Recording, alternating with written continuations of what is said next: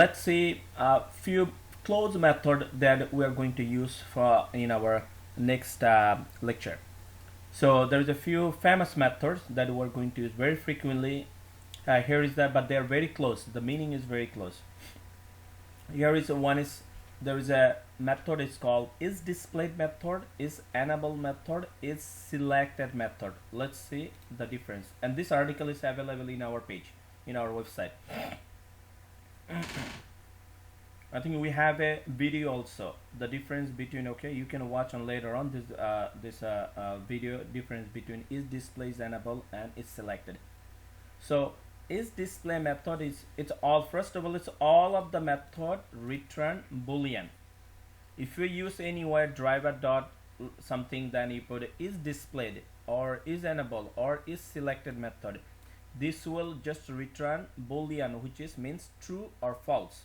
So it will return either true or false. So this method, it means it will apply to somewhere some element, like it's some element is enabled or not, it's some element it's displayed or not, it's some element is selected or not, and then it will say if it's selected it will say true, if you print it it will say true, or it will say if it's not it will say false. Okay, so all these methods return true or false.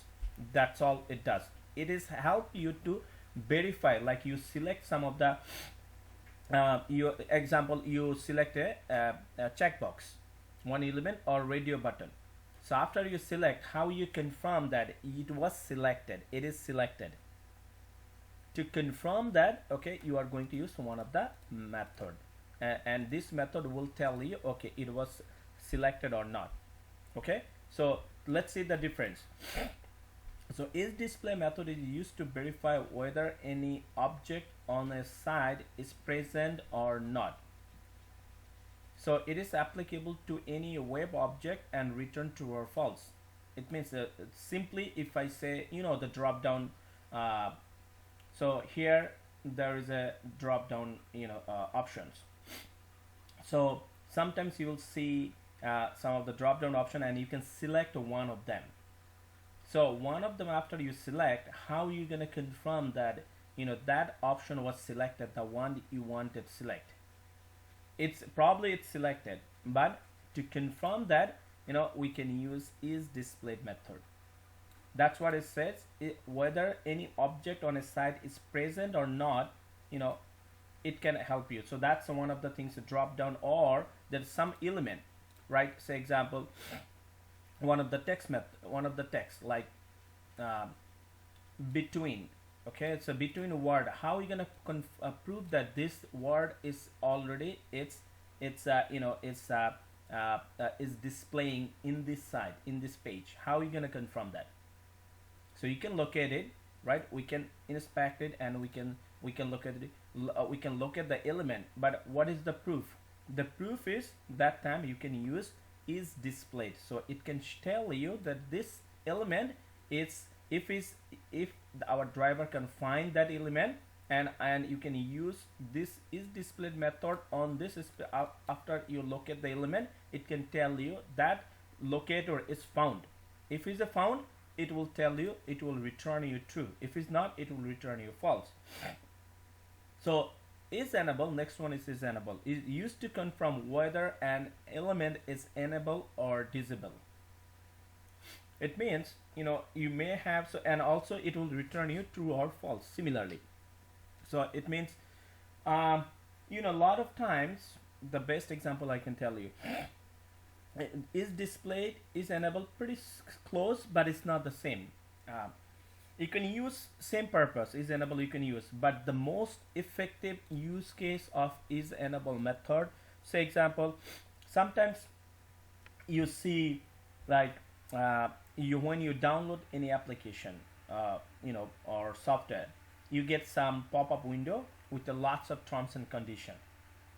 Okay, a lot of terms and condition, and at the very end you get a line that there is a checkbox and it says you agree with all the terms and condition, and there is a button at the end, say example. So you got a box, pop-up box window. Here is a terms and condition. Okay, this is a terms and condition. terms and condition. Okay, so you read all the terms and condition, and at the end you will see over here there's a checkbox, and it says, you accept, you are agree, you are something agree, you are agree all the terms and condition, as above. Okay, and then you get over here okay button. There's a okay button. So this okay button, it depends on this function, this box. If you check off this button, if you say you check off this terms and condition, check off this button, then this okay button gets active. If you unless you check off this button, this okay button will not, unless you check off this box, this okay button will not be active. It will be inactive. If you click on, it's not gonna work anything. So this is a lot of times, this is very common scenario. You will say that you have to agree the terms and condition first, that you are certifying, you are confirming that okay, I agree this all the terms and condition, then the okay button will get activated. Then you click on okay button. In that kind of scenario, your isEnabled method is more applicable to use. So first of all, your test case would be, you have to confirm this okay button is not enabled, is disabled, unless you click on check off. So you keep it, you keep it as it is. You don't put it in sign off. You just leave it empty, and then you select, you inspect this element and use this isEnabled method. It's supposed to return false. So that time you will confirm that okay, this okay button is disabled or inactive without your signing off. And the next test case would be, you sign off the box, you accept the terms and condition, then you inspect this okay button, then you and locate this button, and you use the isEnabled method. It's supposed to return you true. So this is the pure example that where the isEnabled method can work. Okay, but other than, if there is a or any object, it's already activated by default, you can confirm that okay, this button or this element is active or not. If by default is active, then if you use the isEnabled method, it will just print you yes, true. But this is one of the very real example that you can use, where you can use the isEnabled method. Make sense, everyone? Understood the example? Yes. And then isSelected method. isSelected and isDisplayed pretty similar. This method is only applicable for checkbox, but this is the limitation. This is the method only applicable in checkbox, drop down, radio button on a side. So on a side, when you have a checkbox like I just showed you, similar, just a checkbox but not enabled to find it enable or disable, or radio button, or drop down options like drop down I said earlier. Okay, it will also return you true or false. So isSelected, isDisplayed, very close to use, but isSelected you can use isDisplayed to with any element, any web element you can use isDisplayed. But isSelected only use cases with the checkbox. You want to use the checkbox, verify your checkbox and it's selected or not after that, or drop down option or radio button.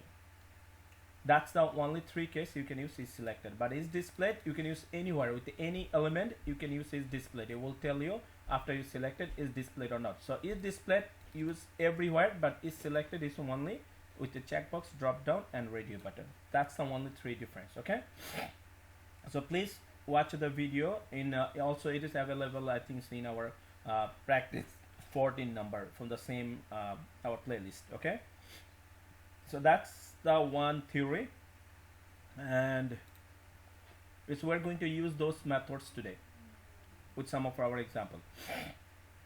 And I would say this one.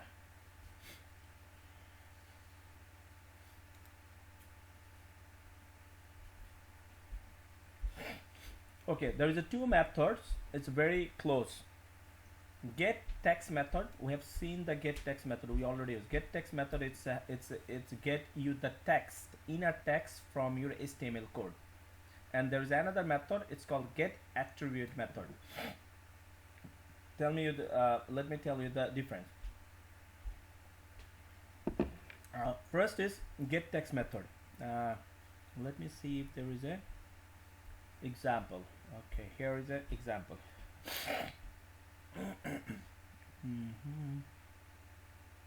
Okay, say assume that this is your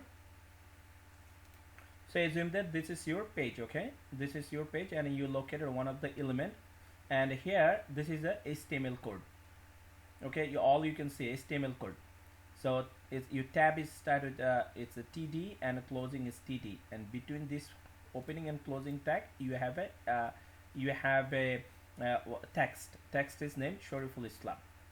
So this is called inner text, right? Text in your HTML code. If there is a text available in your HTML code between the opening and closing text, between the opening and closing tag, that's called the text.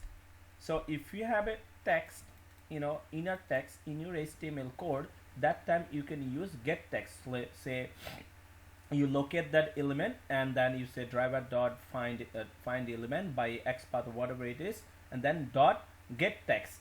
So it will get this text and then you can print this one, right? So then it will print the text. So get text will help you to get the text from your HTML code, but there is a condition. The text have to be this text have to be between opening and closing tag. Okay, that's the get text method use case. But get attribute method, let me show you. Get attribute method, say example, this is your radio button, and you spy this radio button, and then say look at this HTML code. Here in this HTML code, you don't, first of all, the radio one, the text is not available over here. You will not see the radio one is an individual inner text. Is radio one is the value of one of the value for the value of one of the property name is our attribute. The attribute name is value, and its actual value, it's radio one. It's not an inner text, right? And also you can see in this HTML code for this line, you have an input tag, opening tag, but there is no closing tag. There is no another closing input, unlike this one. So it has a TD opening tag and there is a closing. Most of the time you will see when there is a tag, it's opening, you will find a closing. Like if you see other one at the top, you'll see listen and there is a closing, the forward slash, that's called the closing tag, right? So but over here there is no closing tag for input. So if you don't, in your HTML code, if you don't have a opening and closing tag, that's number one. And number two, if you don't have a specific inner text, pure inner text, not as a value of any attribute, that time you can use get attribute. Get attribute, that if you use a get attribute method, then if you look at this element and say driver.find element, and like over here, driver.find element by XPath, and this is the XPath of this radio one. This is the XPath, and after that you use get attribute method, and get attribute method expect a argument. So you are going to pass one of the argument, one of the parameter or attribute. So since the method is called get attribute, so it expect you are going to pass one of the attribute from this HTML code, and for that attribute, whatever the value, it will return that value. So here I get attribute, I pass the attribute name is value, so I pass the attribute value. So that time it will get the value of this value attribute, so which is the radio one, right? The value of the value attributes. Here is the two things. The value is the actual attribute, and it has a value. So this first part is a attribute or property, you can see, or you can say key, and second part equals to, the second part is the value of that property, right? So we pass the property or attribute, which is the value.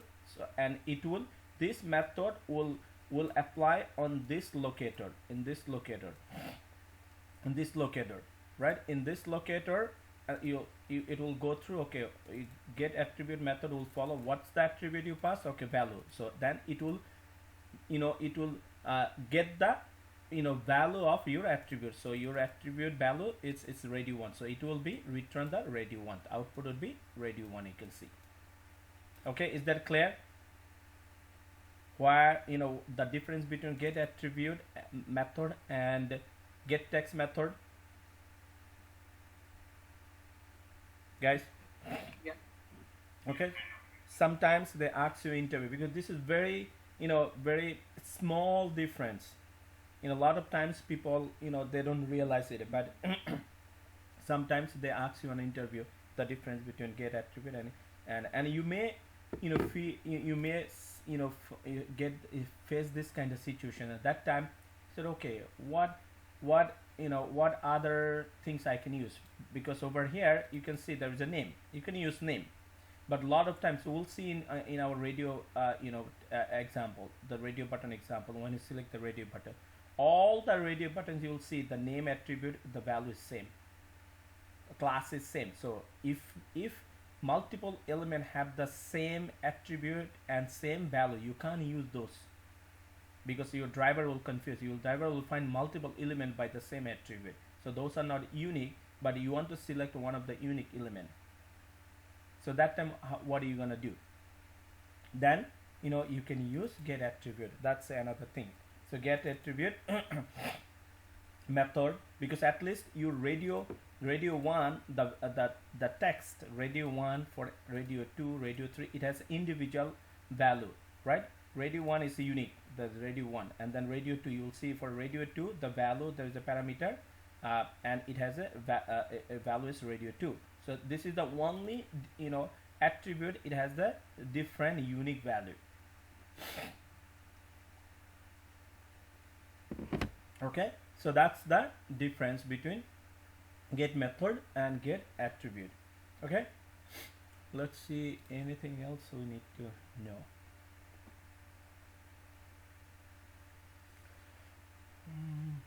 Page object.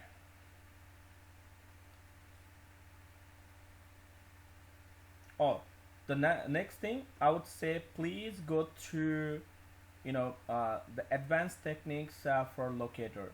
Please read this one, this article,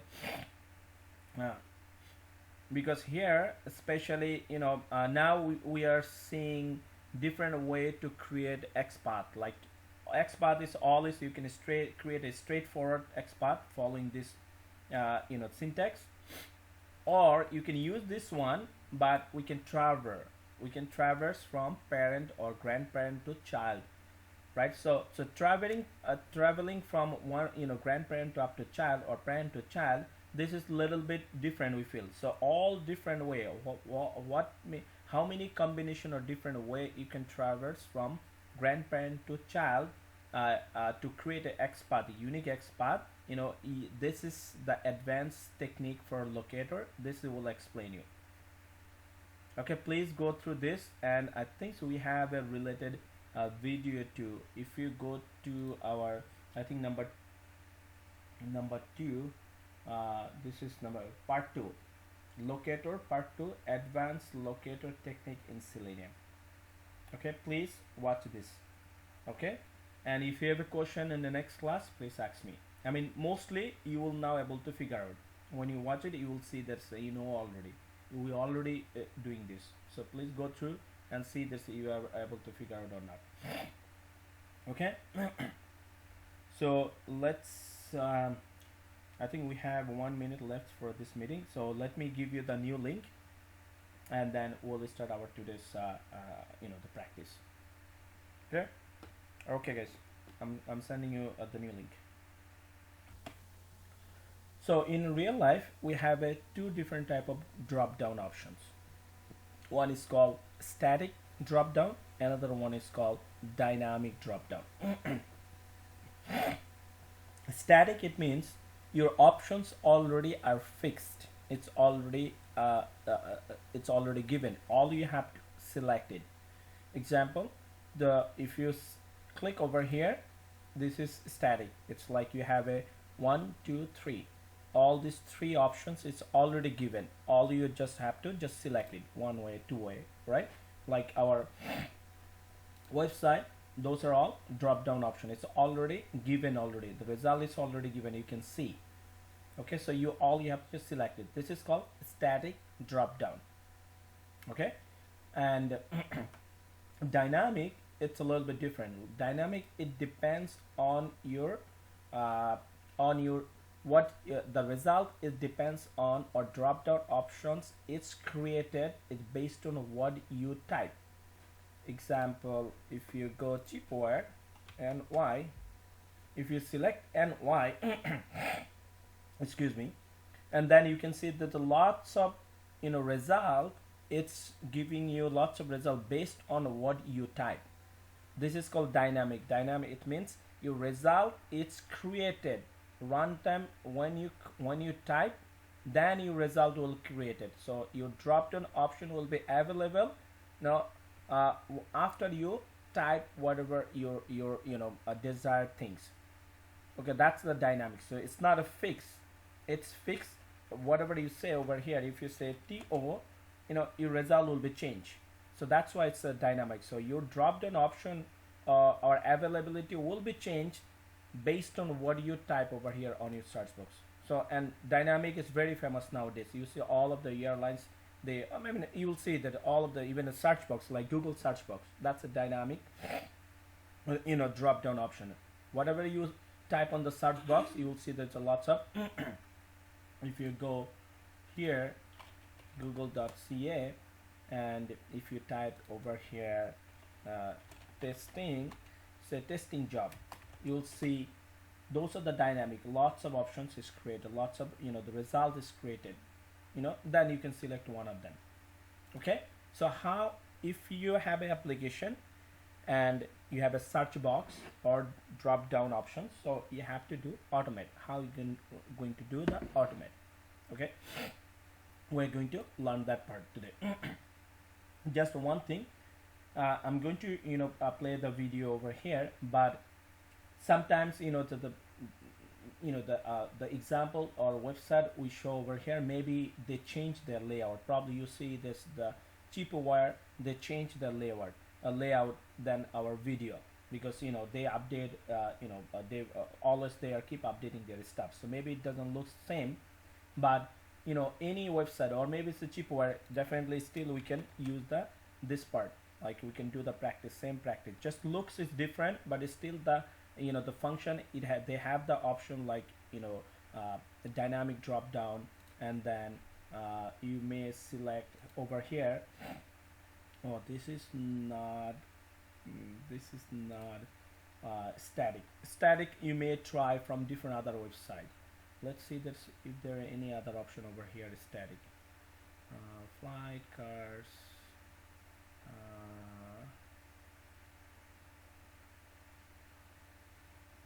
maybe you select from our website for coding box, for the statics practice. So just let's see the video first, how the technique, how we do it. Statics is very simple. The people, they get more confused with the the dynamic one. Okay, let's go and see how to handle. We did this one multi-window. Okay, how to automate static and dynamic drop down. Hello everyone. Seniors, a child, or a class, if you click on dynamic. An example, I can show you. Example, we visit cheapware.ca, and if you see, there is an adult options, seniors, a child, or a class. If you click on this adult box or button, it shows some result. It's already there, which is static value. So those are the traditional or static drop-down. Similarly, code, you can see. But if you type example here from it's if you type new ny, you will see based on our search, based on our type, it shows some result, some of the result we are put. So those are the dynamic drop down. So we'll see how we can handle, how we can do automate static and dynamic drop down in Selenium. So first we'll go to input side. Let's go back to Eclipse. So in Eclipse, I created a class, it's called DropDown Desk, and then by the way, if you need the code, if you want the code, I do have the code. I can give you at the end of the class. So it's up to you, so I can give you the code. Then when you do the coding by your own, but yeah, don't do the copy paste. Try by your own. Even if you want to watch, you watch the video, try to do the code by yourself. But if you're stuck somewhere, it doesn't work, so then you can match with the code. What is the difference? Why it's not working? Okay. Set up I will set up my web driver, which is some implicitly wait or global wait driver dot manage timeout implicitly wait 5 seconds I put. So this is an example also for implicitly wait, how we can apply the implicitly wait. As you know, this is the global wait which is applied each and every find elements method. Okay, we'll see explicitly wait also in this example. So it will cover all the drop down option as well as implicitly and explicitly waiting. So let's go to our site. So let's launch our site. So this is the site, so we can launch there. And after that, we'll check our drop down. First is traditional, so it's under this one. So what we have to do is spy this. Okay, you can see if I, for example, my target is I will select 2. Select 2, but you can't spy the 2. If you right click, it's automatically minimize it. So means we have to spy the box. Then we have to select by using one of there is a class. There is a select class that's used for to select any option or any value from the hold on, let me show you the thing I'm talking about.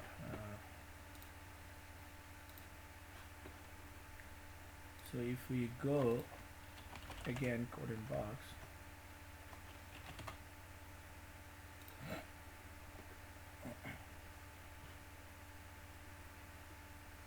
so example, I want to select Selenium practice. Okay, this is our static drop down. I want to select so how you, if you want to select, it means you want to click up there and you see this, it takes you the same page, or is it selected. So if you want to select it here,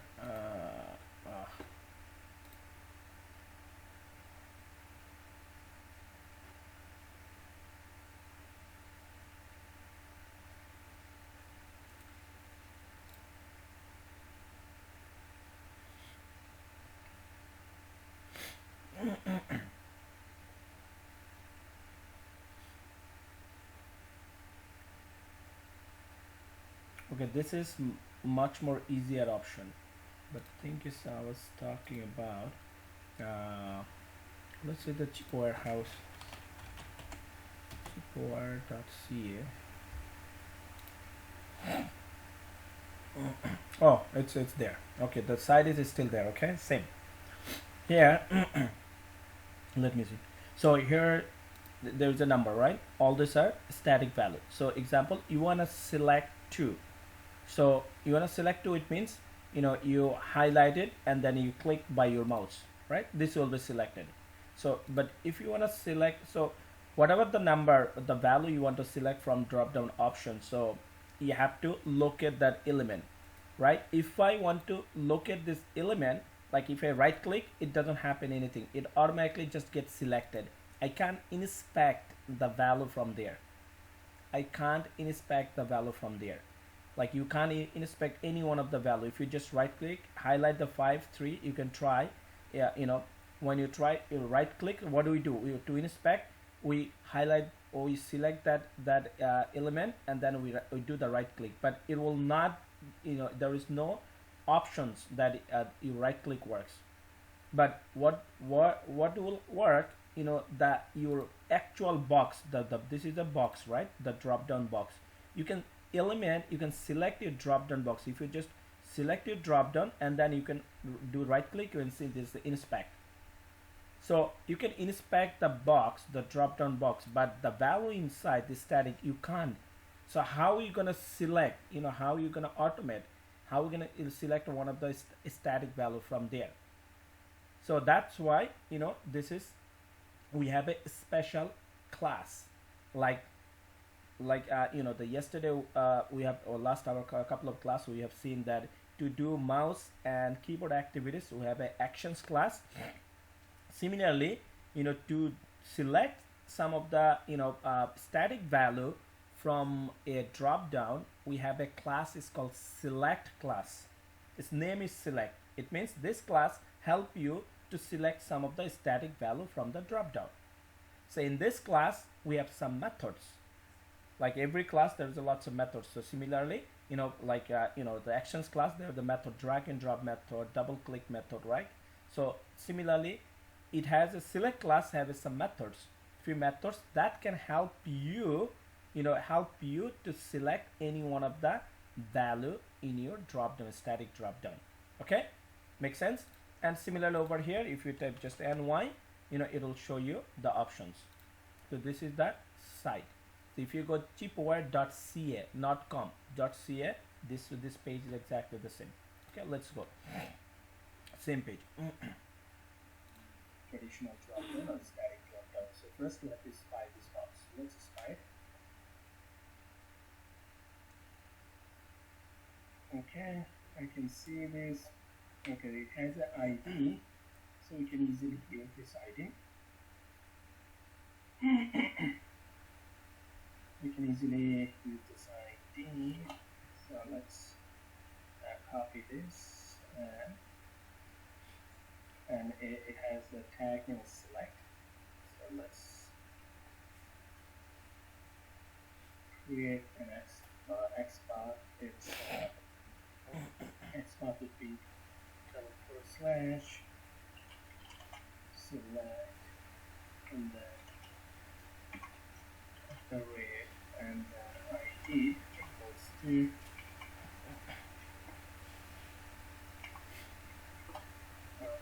this is the valid ID,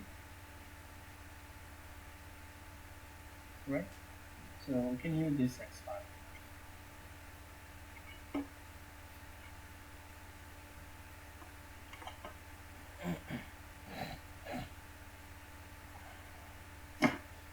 Yeah, so we have to spy. We spied already this box. So let's do first to do any automation in static dropdown. We have to use a class. It's called select class. So let's create an object of the select class. New select new select class, and then I'm creating an object. Then puts in a variable, say example s, and the return type to select. And here in select, let's hover our mouse, import the select. Okay, make sure you select this one. Input select, open queue Selenium support. Okay, so you can see there is a still red mark, and you can see it's saying add argument to match select web element. It means this select class is expect over here inside a box with an element. Element is a web element. It means the element we're going to test for the drop down drop down option. So we have to pass that locator for this the drop down that we just got. So here we spy this, right? So we have to pass this locator for this element, the adult box. So let's pass it. So we'll say driver dot find element by dot xpath by dot xpath, and then we know the xpath. Look at this. Okay.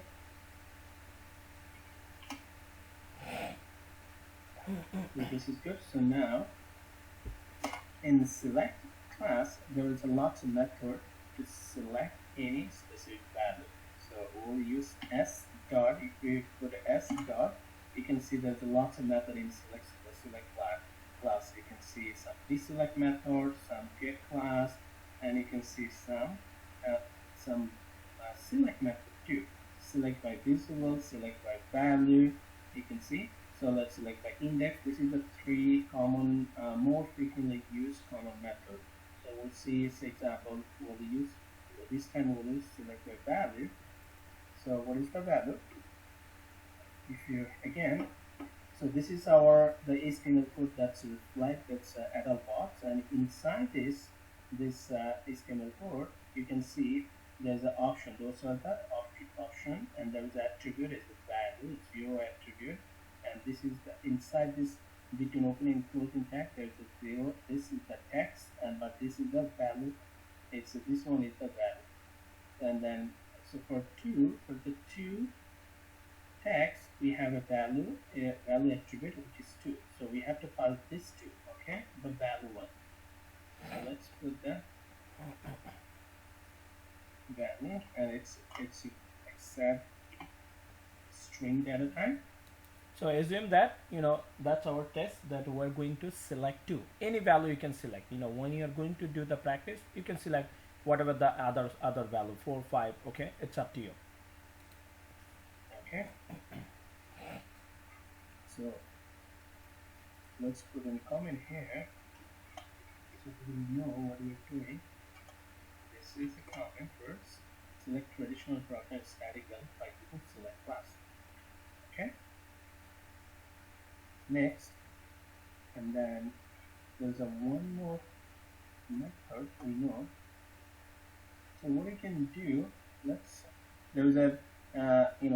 another method is called isDisplayed. isDisplayed method is used to make sure it will return a true or false that is used in a select method, in a select class. So it will automatically show you whatever the value we selected using after we selected the 2. If we use the isDisplayed method in this locator, it will confirm that the value we selected to was selected, it's displayed or not. Okay, that's isDisplayed method. Will tell you the element was displayed or not after we use this in a select class, especially after using the select by value method. Okay, so it will be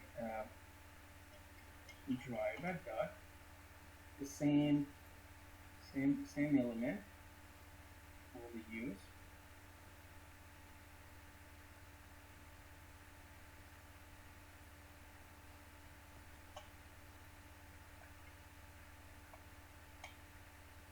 dot isDisplayed.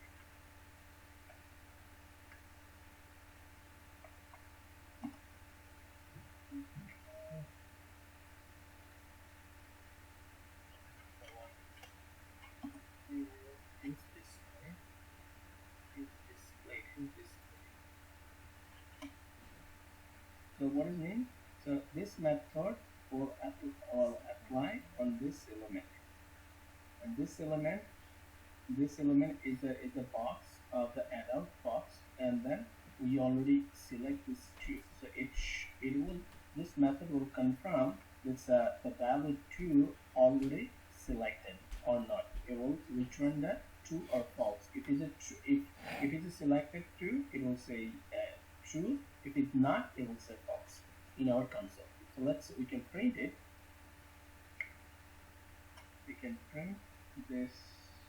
If you want to see true or false in our console, we'll say standard 8ln, right? Let's make it a little bit easier. What I can do,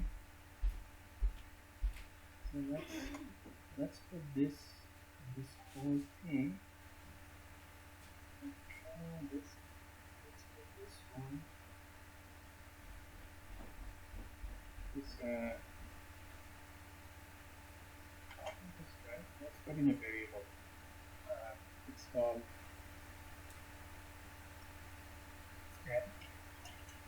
static drop down. Static drop. So there you go. Let's put this one. Okay, and return type is right. Wait a minute. Input originally catch. So now, I put this whole line, the whole locator, in a variable. So now I can use this variable instead of this locator. So it will make it easier our code and will make it simple. Good? Can understand that? Okay. So same thing here. Let's start this.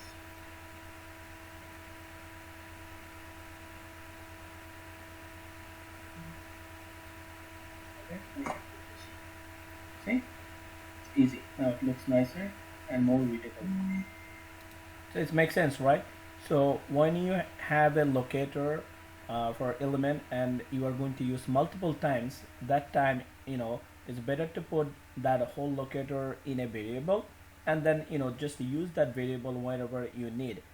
That's help you to make easy and simple your code, and also it's help you to reduce your code, right? So this is a good practice, so and it's help you to make it write it easier and less code. Okay, so then so next it's a dynamic dropdown. Next task is check the dynamic dropdown, which is here.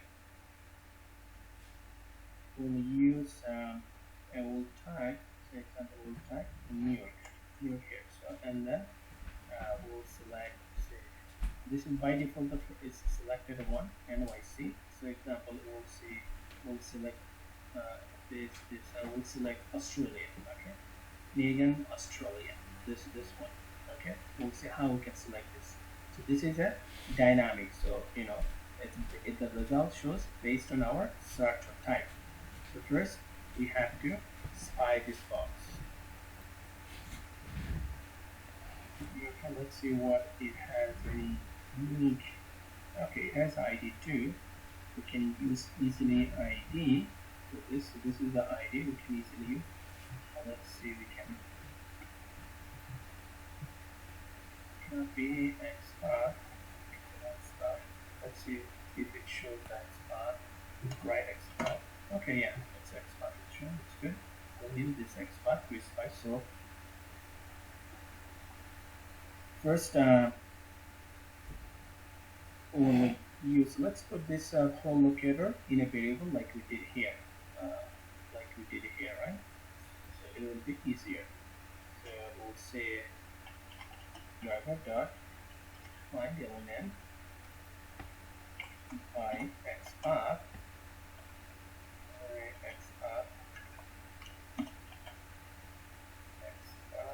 Let's put the XPath to the location. Okay. We'll say it change it. Let's make sure you change it to single location. ID, right? Rather than single column. Let's put this one. It's variable is called from and let's say return everything with as a new terminal everyone now. Only use okay. So now this is the locator. We already have the locator for this box, so we have to type over here and y. So to type anything in a box or in field, we use send keys method. So locator for this field dot send keys, and then inside the send keys we have to pass the letter or word we want to type. So which is ny. To do this, so it will be this one, the locator dot send keys. So instead of this, I will use from this variable. We'll say from dot send keys. So what do we want to type? We want to type ny, right? Ny. So it will type this, and then it will show the result, right? To show the result, it may take a few seconds. So let's put some thread dot sleep. Just put some thread sleep. So that's maybe 5 seconds.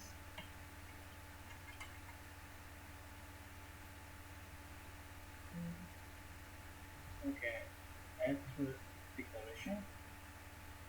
Good. So I put some, the waiting time 5 seconds thread sleep, so that sometimes it may take a little bit time to show the all of the result based on our type like ny. So that's better to have some wait time. And then we have to use, so again let's type here. So what do we do? We already type here, and we want to select this one. By default this is the first one is selected, and if you want to select the up to here, so this one is selected already. So if we start, we have to better to use. Watch this part very carefully. In this website, it's by default, it's like as soon as you type your ny or whatever, the first option is by default, it's selected. You can see it.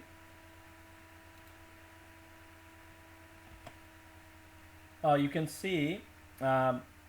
can see this the NYC, it's highlighted. So this option is already selected, but in other website it may not be selected by default, the first one.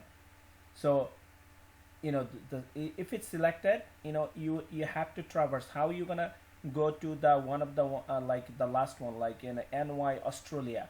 You have to press, you have to use your keyboard, the down key. If you use the down key, it will go next, and then you can select whatever you want to select, right? So but if there is all, and when you move to the, if there is a selected already one, your journey will be start from the next one. So and when we're going to use a for loop over here, and your next one is start like ny0 is Skavsta International Sweden. So this will be your first one, which is, if you follow the index, if you use the for loop, so you have to initialize where your journey will start. So if you say 0, so you can say the Sweden one is started your first, so you can start initialize your I equals to 0 from here, and then you can go how long you have to go through. So this, the Sweden, then Myanmar again, then Kenya, Russia, and then Australia. So you can see 1, 2, 3, 4, 5, or 6, right? 5, 6. So, oh sorry, 0, 1, 2, 3, 4, 5. Australia is, if you want to select Australia, at least you have to go through up, your loop have to run at least 5 times. But your initialization, your first is started with the 0. So you can put your condition like from 0 to 6. So it started from 0 and will be less than 6. So it means up to 5. So fifth time, if you arrow down the first one arrow down it will be Sweden, and again arrow down it will be Myanmar, again on Myanmar, again is Kenya. So your activities inside the for loop, the body part of the for loop would be, you use your keyboard to arrow down. Just go arrow down and check whatever the, get the value, what check the value, if and then or just go arrow down one and then again arrow down one, then check the condition. Like the condition is still, it's like, it will add one more update, and we'll see is that a less than 6. If it's a less than 6, it will move to again. So up until Australia, it's Australia is in 5th position, so it will be highlighted 5th position. Then again your loop will continue, will go back, and it will see in the 6th position Sudan, but your condition will be false. Okay, and that time it will be jump out from the loop, so it will be highlighted Australia. So if you want to select something from the automated drop down, you not only have to highlight, you highlight, it means you are right here. When you highlight, it's like the New York one, this is, you are right there, your cursor is right there. But to select it, you have to use your keyboard, like enter. If you hit enter, it will be selected, it will be selected on your box. Your box will have that value. So after you jump out from your loop, then you have to do a keyboard function, another keyboard activities, which is the enter key. Hit the enter key, then it will be the highlighted option will be selected. Okay, let's go to the video, you will see. A loop. Okay, and our loop would be, say example, if we start from 0, it's already here. So 0 is here. 0, 1, 2, 3, 4, 5.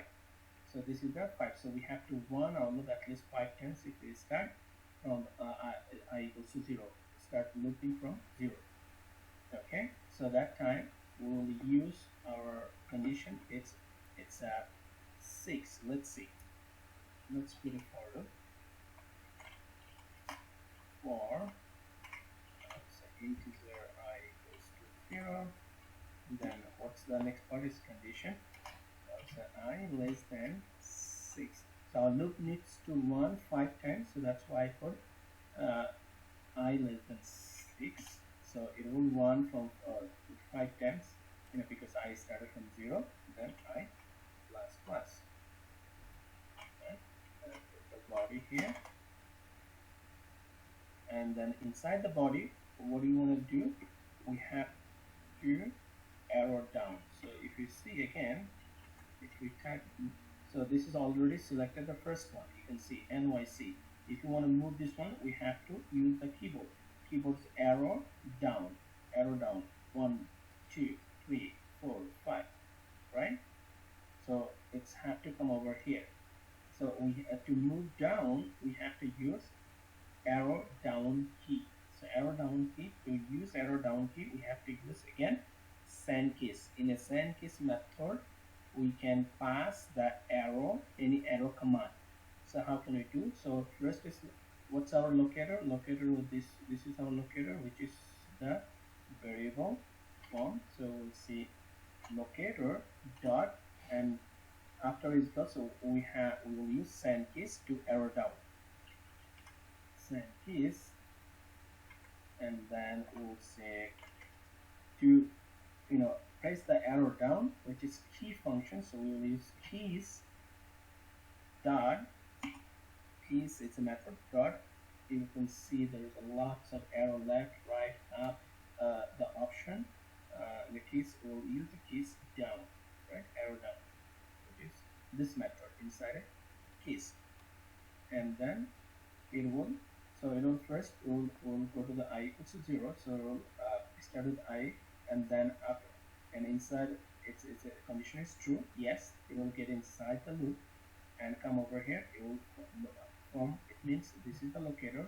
It will go here, and then it's already type ny. It will, and so that's this will down one time. Press the arrow key will be down one time. It will move back. Go back to the updated part, increase the I value. Now I is 1, and then again condition is true. 1 less than 6, yes. Come back again here. It will, press the arrow down.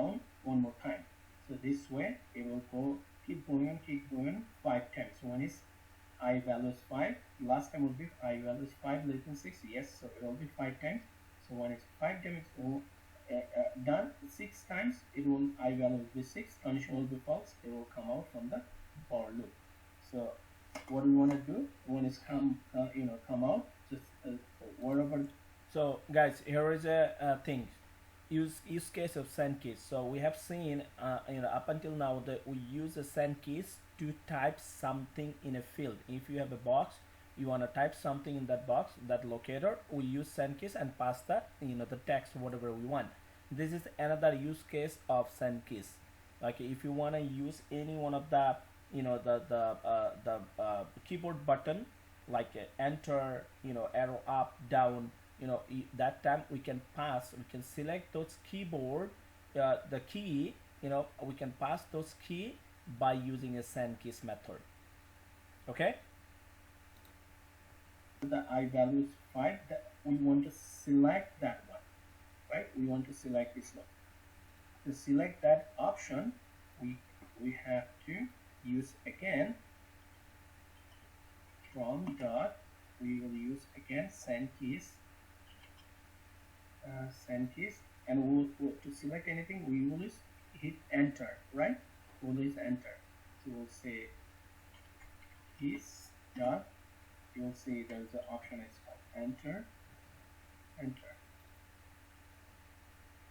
So by doing this, it will arrow down until I value is 5, and then whatever the option will be I equals to 5, it will jump out from the loop and it will apply this one. The keys enter, so it will select that value, right? Example here.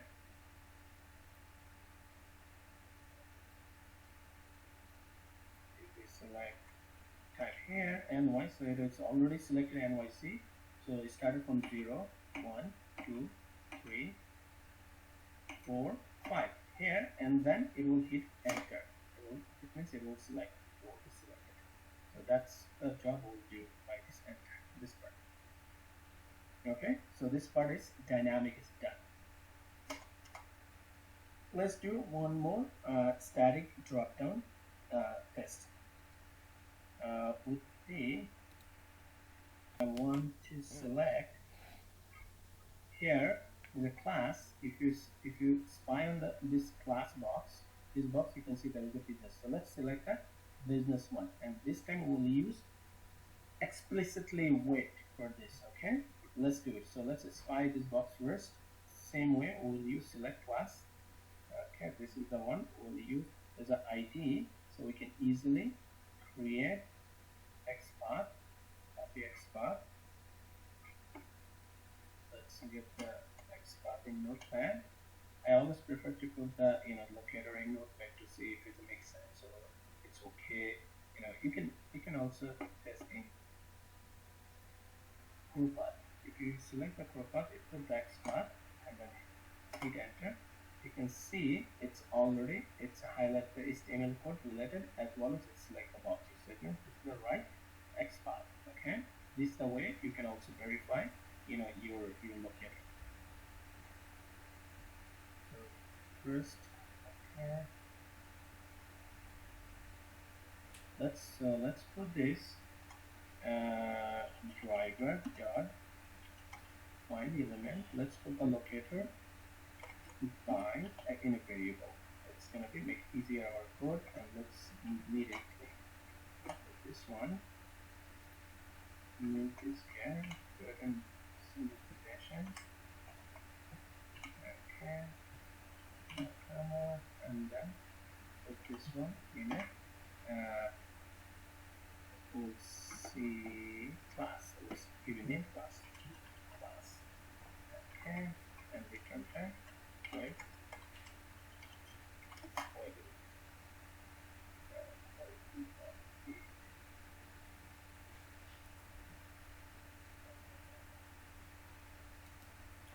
so here this line, if you see this line, it shows error. So let's import that.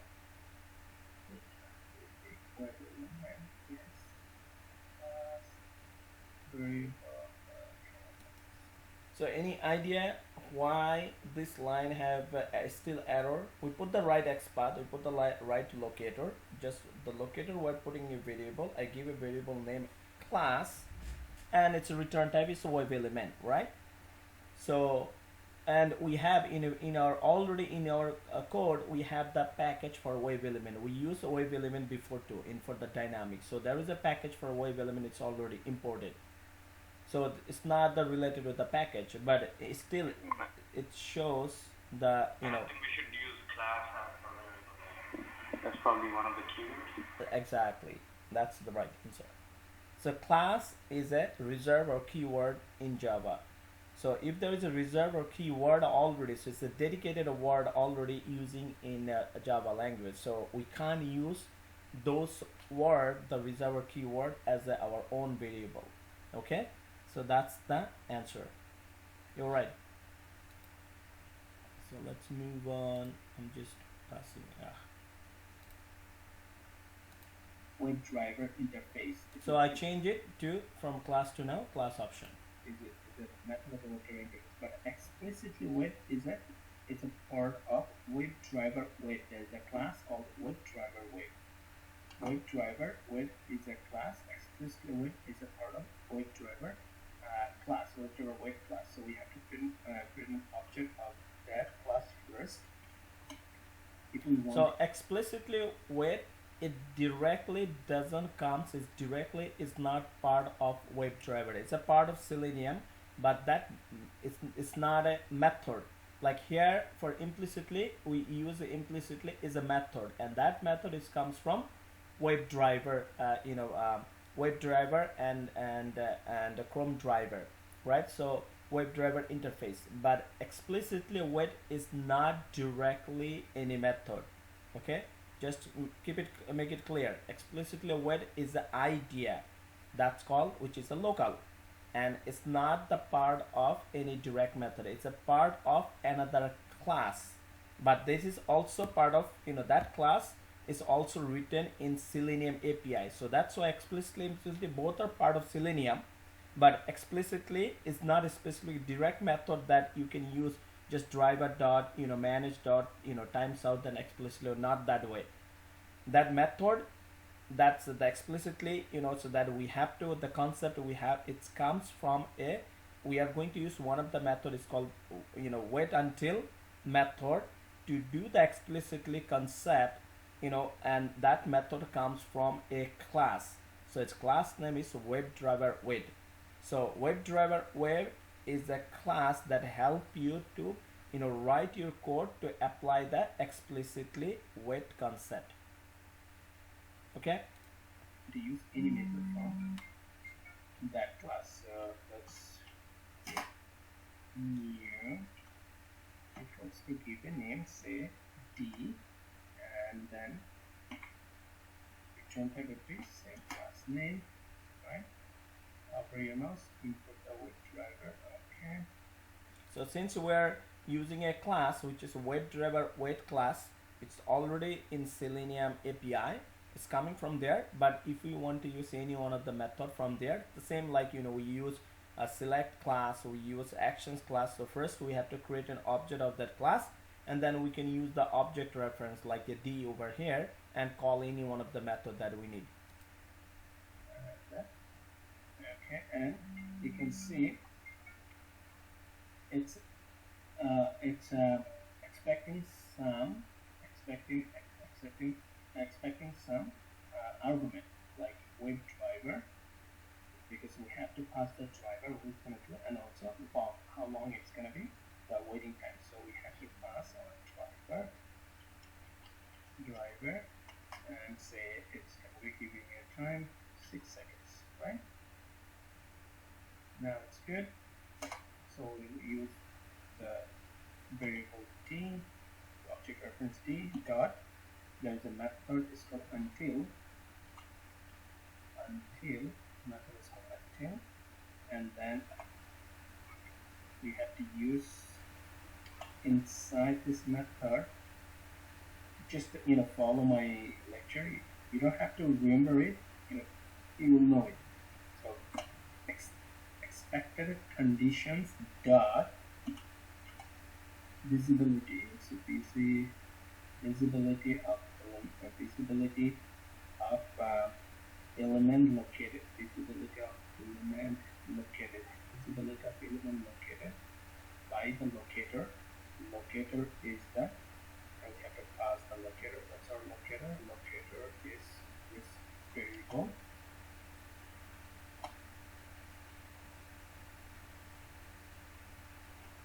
And then we have here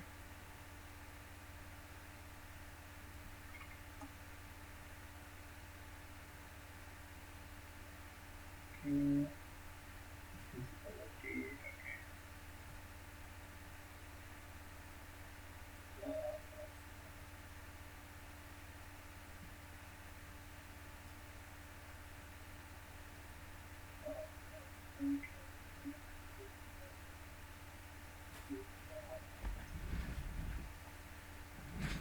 Sorry for this sound effect.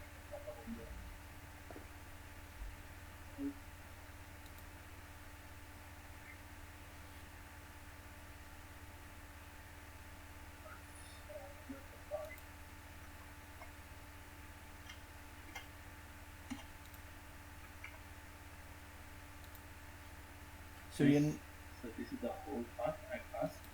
so here is the difference. So we're calling using until method, which is part of WebDriver wait class, and inside that this part you have to just a little bit remember that inside that you have to call a couple of more method. One method is expected condition. I will explain you what's the meaning. Expected condition dot visibility of, that's another method. It's called visibility of element located, and inside this method it's expect an argument that you have to pass the locator. You have to pass the locator. So the which locator? The element where you want to apply this local weight. What element? Where is that? So we have the element already, driver dot find element by xpath. Hold these things we put already in a variable is called class option. So if we want to, you can so easily we're supposed to pass this class option, this variable. It means that locator, but inside this argument it doesn't accept the driver dot find element, that part, because this method is not the d dot until. This method, everything all of the argument, everything inside the d dot until method, and this method is not part of find element. It's not part of Selenium WebDriver. It's not part of the the driver Selenium or WebDriver interface. It's a part of different class, which is WebDriver wait class. So that's why find element, the driver dot find element, this is not acceptable code inside. So all you have to pass just the locator, like by xpath, whatever, say by id, and then you pass the same xpath or id, everything it will accept. Okay, so and then what do you want to do? You want to apply this weight, so you can say select or click, and so the meaning of this, the explicitly weight. So we're saying we're creating object. So explicitly weight is a part of, it comes from WebDriver weight. So we're creating object of WebDriver weight, and it expects a argument which is a driver. So I mean this weight, this local weight, it's applied to a driver. So here is the difference. Let me give you a note. Here is the difference between, we saw thread.sleep, which is, I said over here, thread.sleep 5 seconds. I said this local weight, it's comes from the Java, and explicitly weight, this weight, it comes from the Selenium. Okay, so this is the one difference. There is another difference between this thread to sleeps and explicitly weighted. This is the main difference. Why, if this thread dot sleeps works as a local weight, so why we need another explicitly weighted? Why we need another local weight? The reason why, the difference between this thread dot sleeps and explicitly weighted, the thread dot sleeps, whatever time you say like 5 seconds, it will apply to whole script. Your whole script, when you are over here from dot send keys, and it will type ny in that box, and your driver will see there's a thread dot sleeps, the code over here. Your script will be hold, your whole script, whatever the line you have, it will be stuck there. Whole script will be hold, your full script will be hold for 5 seconds. But if you use explicitly wait, that wait time, you can see inside the web driver, your argument is driver, and this is the time, the 6 seconds, 5 seconds you are want to hold. This hold will apply to your only driver, like your driver exe file. So this hold will be applied to driver. And also if you say that okay, hold 6 seconds, but the element, it's already visible within 2 seconds, so your driver will see that element already it's already showing within 2 seconds. So after the 2 seconds, as soon as it will find the element, it will not wait this whole 6 seconds, it will move on. But if you use thread.sleep, since thread.sleeps, the time, waiting time, it's a hold, your whole, it's applied to your whole script. It will hold this 5 seconds no matter what, even though your element is displayed before 5 seconds. So if you have a thread.sleeps in your whole automation like 10 places, and each and every times you pay 5 seconds, it means 50 seconds already will apply. It will be delay your scripting. To execute a script will be delay, and its a number is fixed. But if you use explicitly wait, and if the elements displayed before that time you are saying, your driver will not wait that time, it will move on. So your script will be not delayed as you use your thread.sleeps. Is that clear? Make sense, everyone? So that's why you can use thread.sleeps, that's fine, but not ideal. It's not good practice, good habit to use always thread.sleeps as your local wait. Okay, that's one of the interview question that people they ask sometimes. If the interviewer, it's like a really good Selenium expert based on Java, they knows these stuffs. So if it's like team leader takes your interview, sometimes they can ask you what is the difference. Both are local wait, but what is the difference between thread.sleeps and explicitly sleep? And they will explicitly wait. They will expect that you will know the stuffs like thread.sleeps apply on its whole script. It will hold your full script, and it will be hold at the time you are saying. But your explicitly wait, it's apply on your driver exe file, and if the element is displayed before that the time you are saying, your driver will not stay at that whole 6 seconds or 5 seconds you are saying. It will move on as soon as it will see the element is showing.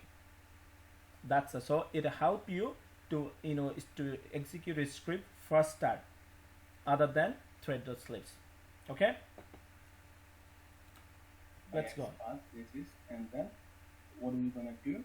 We are going to click on that element. It means we're saying that until this element, until this wait, we're saying that wait, we're saying the driver wait 6 seconds until, using the until method, until the element located, until the element comes to the visible by what element. This is the locator for that element, and then we want to click on this, right, so that it's selected. Okay, so now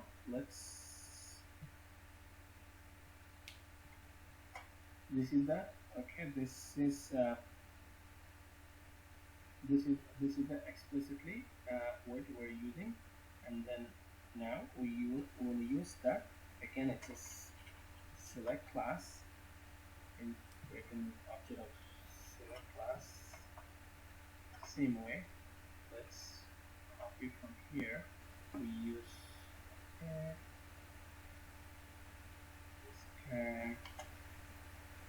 using select class. Let's put in our command, and what would be the our web element? Web element is this class option. This is the web element, right? And this time we have to put a different variable. Let's say the variable is a, okay, and then semicolon, right? And then we'll use a dot. Let's see, we can use now it's a different another method, different method is called. We use before we use select by value. Let's say we use it like a visible text. Visible text. What's in the visible text we want? And it should have string value inside. So visible text we want the text is, let's check. We want to select business. So if we see here, okay, the text it has an attribute value. Okay, premium icon, so it has an attribute. The value attribute 2, it has the text is business. So this one, this is the text, right? And let's pass this. Okay. If we want to index, we can use another method. It's called a.select by index. Example. Get dot select by index. You can see there's the index, so it means we have to pass the index of the values. It means if we go here again, you know, it is if we want to use this business. So business it means okay started. This is the first one is index 0 coach, and then premium economy 1 2. So the index number 2 would be for the business. If you want to use this method, we have to use this 2, right? If you want to use the select index method. So this is, you know, common method we use from the select class. We can select by visible text, select by index, or we use over here select by value.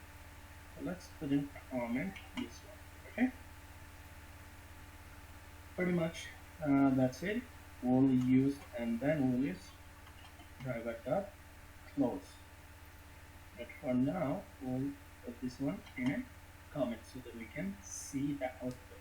Okay, let's save it and then run it. Okay, Java application.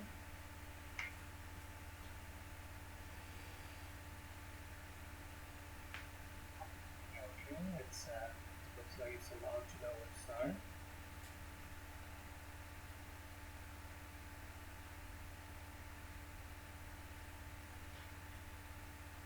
Okay, let's see it.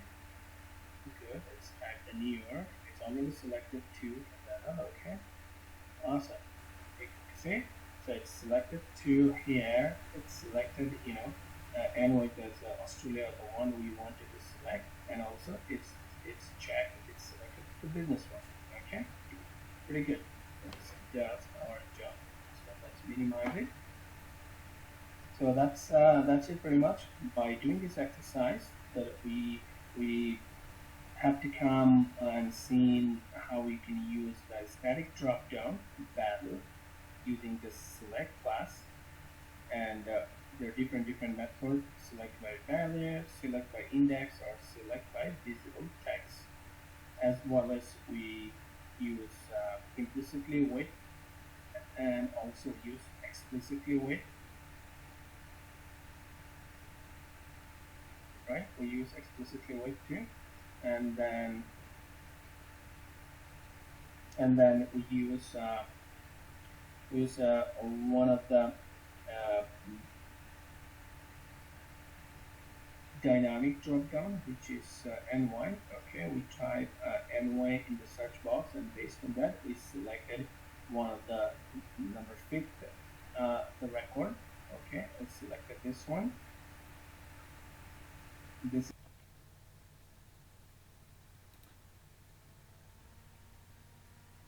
Okay, I hope that it's recording is ongoing.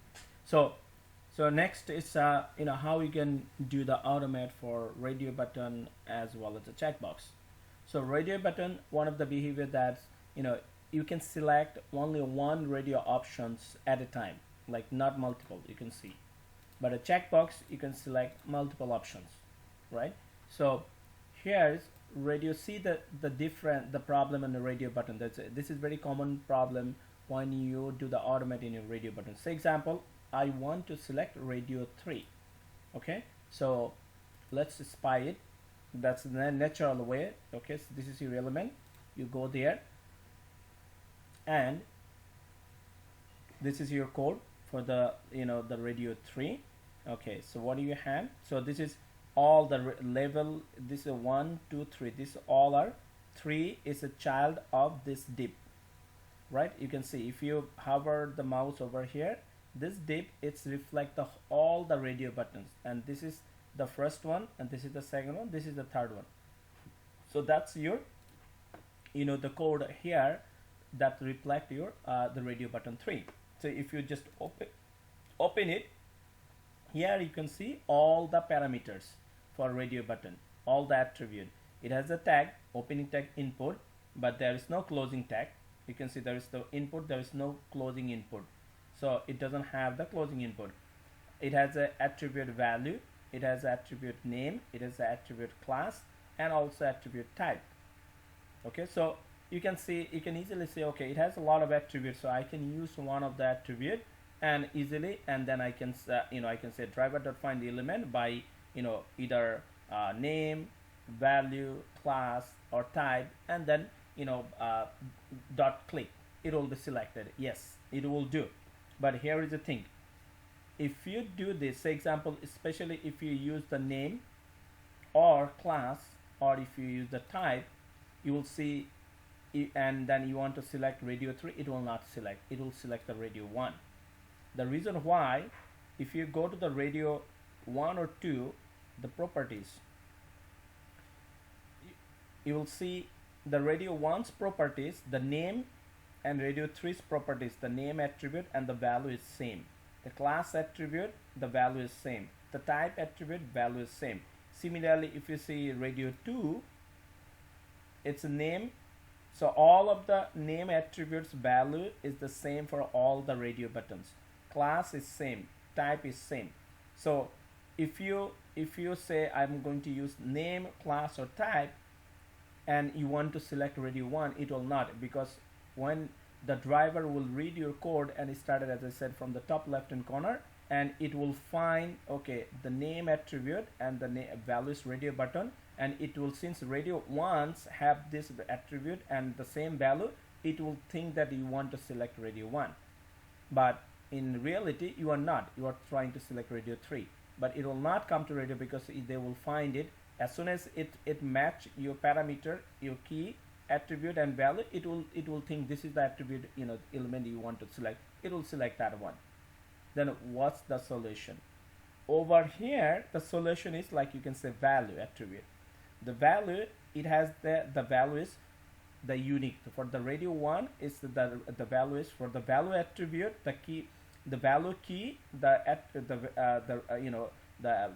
value of the value attribute is a radio 1, but the second one, it's a radio 2, and the third one, radio 3. Yes, if you use this one, it will work. But in a real life, you may face that none of them have the, like in this scenario, you have the value, it's radio 1, radio 2, which is a unique, but it may not be there too. In a real life, in a real scenario, you may not find any unique attribute, you may not find. So assume that this value attribute is not here in this line. You don't have any value attribute for any one of the button, so you have only the common ones like name, class, type. Then how are you going to select either radio 1, 2, or 3, whatever? How you going to select? That's the problem. So that time you have to use any one of them. you know, you can use any one of them, attribute. But using any one of the attribute, it will find multiples. If you use name, class, or type, if type, it will find the multiple elements. But you want to select one of the unique one. So how can we do this? Let's see this. And but the what's called that's the checkbox. It's simple. Checkbox is just simply you element you right click, inspect it, and just you select it. We find the XPath or ID. Use this. That's fine. But the radio button always have some issues. So this is the base technique. Let's watch it. The radio button. How to automate radio button and checkbox. Hello everyone. Okay, let me give you the new link. Okay, we do have a 5 minutes, but I don't know. I can't see that its recording is ongoing or not. So I can, after I close it window, I can see this. Okay, let me give you the new link, and then we'll see. We'll start the radio button automation. Okay. Okay, so let's stop it and end it. And then it's okay.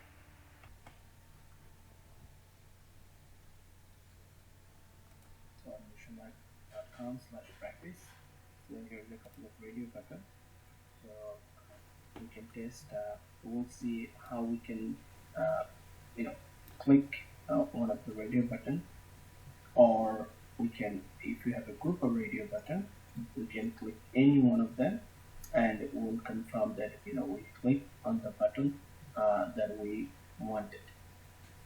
So this is the radio button test, and also checkbox. It's a similar way that we will try to click on one of the checkbox, and we'll see this. We click on that. In checkbox, you can click more than one. You will see, right? You can click more than one, but in the radio button, you cannot click more than one radio button at a time. It should be just one. That's all you will see. Okay. So let's get back to Eclipse. So I created a class. It's called radio button and checkbox class, and this is a prerequisite for using system properties for my home driver, and then web driver, the relationship between web driver interface and Chrome driver class, and I use mixing.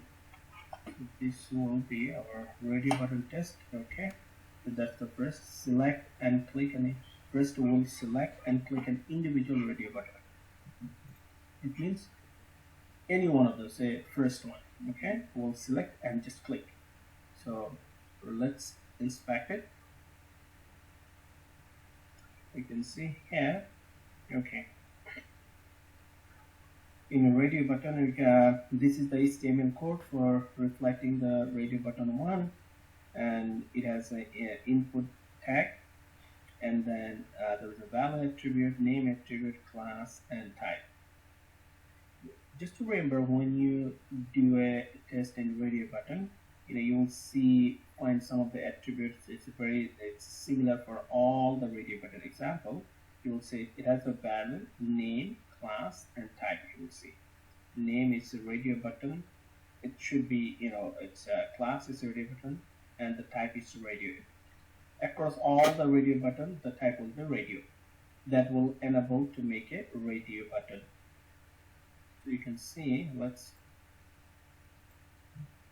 is the second one. We'll see the value is radio 2, but the name is same, radio button class is same, and the type is same. So all we can use just the value attribute if you want to individually select one of them. Okay. So let's select the radio button 1. So we can use this value attribute.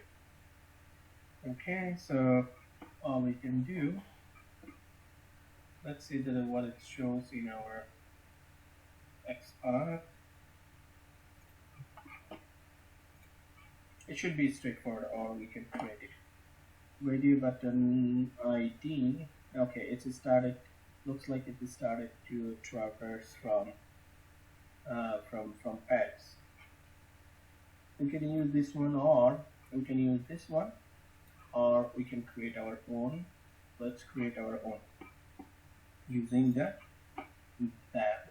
So it would be / okay, attribute use @value is a attribute equals to what's the radio 1, right? Radio 1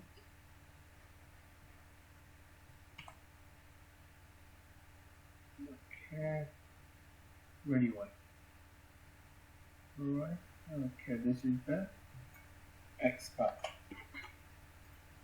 So this is the X path, right? So we'll see, we'll say driver dot find is name by dot X path. What's X path? We just not this one. Is it this one? Let's copy.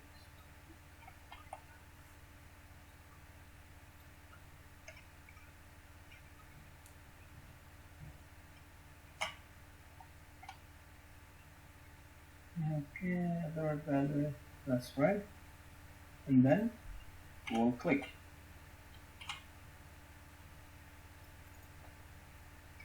Okay, so this will click on the first radio button. So this is a single radio button click test. And next one we'll do select a group of radio button and click one of them. This is our next test. Select group of radio buttons. So here, this is all of them. You will see the name attribute, class attribute, and type is the same. The attribute and value, all of them are same. So we can use one of them. Say example type attribute to select all of them and to allocate or to locate all of them as a group, and then select one of them, maybe radio button radio 3. We'll select and we'll confirm that we select that radio 3 button. We'll confirm that. Okay, first we'll use one of the attribute like type to locate all of them as a group. Then we'll run a loop and check one by one, and we'll get a text we'll get a attribute value for the radio 3, and we'll put in a text variable, and we'll compare that variable with our expected radio 3. If it's a match, it will go and click up there. Okay, let's do it. So all of them will use type attribute. So first let's put some thread. Okay, let's put some thread with sleeve. Let's put some sleeve because let's put 5 seconds.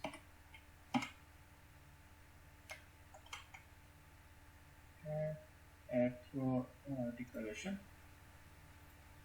So I'm adding some wait time, like 5 seconds, because it will run a little. It may take extra time, so it's better to put some thread or slip.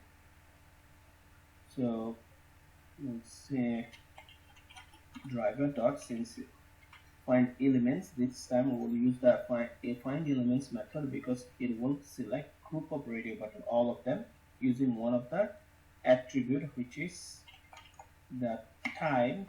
We'll say by dot xpath.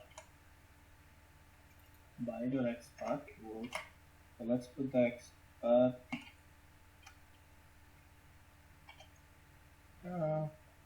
and then at the rate. So we saw the type attribute. The value is radio type attribute value is radio. Right here. Okay.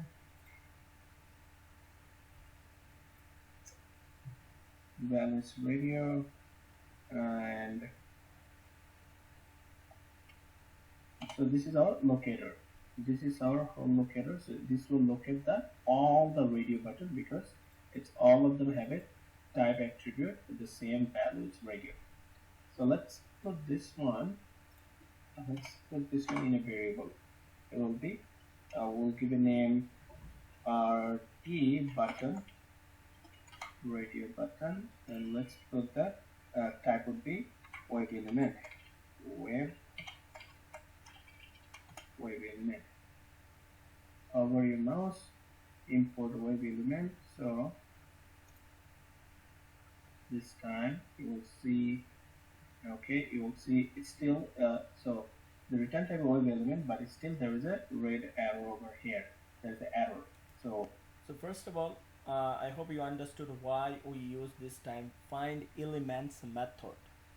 So we didn't use the find element. We use the find elements method because we know that we're going to use one of the attribute, which is the type, and type is the value type. It's radio, which is locate in a group of elements, because all the radio buttons they have a type attribute, and it's a type is and the value is same. So as soon as your driver will see the X path of this locator, which is using a common attribute, it will find multiple elements like 3. It will find the 3 radio button. So that's why, so that it doesn't get in any miscommunication or wrong the method, because find element use only to find one element, but since we're using a common attribute which is a locator for 3 elements, that's why we're using a find elements method instead of find element. Okay, but when you use a find elements method and it's find group of element or multiple elements, and you put this one, or we put this one in a one variable, but that time, now remember that we use a set method. We use a set interface from Java's collection. What really set is help you.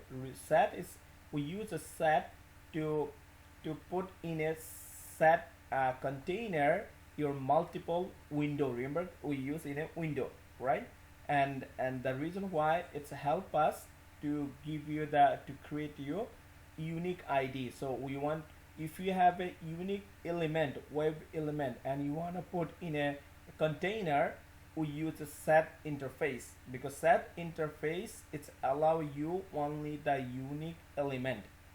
Similarly, over here we are going to use a list interface. List is, you'll see on the video, I'm just saying you in advance. List also is the same is another interface in the part of Java's collection that allow you to store duplicate elements, same type of element in like an array in a container. So the difference between set and list, set doesn't allow you to store a duplicate element, but list is allow you to store duplicate element. But since those are not, this is a real web element, so that's why we're using a set or list instead of array. Okay, let's hover your mouse. Let's see what it is saying. Add custom web element. Now this one, change type of radio button to list web element. So select this one. What does it mean? It means since this variable now it's a holding group of element, group of object, group of radio button, so it has more than one element. So that's why we're putting, it's suggested that let's put in a list interface. List interface, it's a part of Java's collection. So it's an interface, and it's allow you to, it works like an array, but it's allow you to save duplicate elements. So in your array, in list array, it interface. Sorry for this. Okay, change the color. Okay. Okay, and this will the list interface will, as I said, it's you can see this is an order collection, also known as sequence. You can read it and you will see this will allow you to save duplicate elements. So since all the radio buttons have the similar attribute, so it's like a duplicate elements, and so it will allow you to say more than one element. It's a collection of elements with the duplicate elements, right? So that's why it's a list. This list again, it's a part of Java's collection, and it's an interface. Okay, and object type is return type is web element. Good. Okay, so now we'll see. The next is, so this button, this variable now is located all the web elements. Let's to run a loop so that we can read one by one button. If we can click one by one, as well as we can click one of individual one. Okay, to do this, to run a loop, we have to know the size, total number of radio buttons. To know the total number of radio buttons, we can use, so this is the variable. It's have the knowledge all of the radio buttons. So we can use this one as a radio button dot size. The size method will apply on this variable, and it will count the total number of radio buttons. So we can print this, guys. Let's see. We can say system dot out dot print ln and put this one. So we can print the total number of radio buttons. We can say, let's put this one. Before we can say total number of radio buttons. Total number of radio buttons are, let's put an R. Okay, and then it will show, this will show the total number. Okay, and it will print in our console. Okay, and then and again we can put this, so we need the count total number, so we know the count. Okay, let's put this one again. Sorry, let's put this one again in a count variable, count, and its return type would be integer. Return type would be integer. Okay, so now its count variable will have the total number of radio buttons. So this will our condition. This count will have our condition. Will help us to put to set up our condition in for loop. Let's run its for loop now. Going to for loop for. Okay.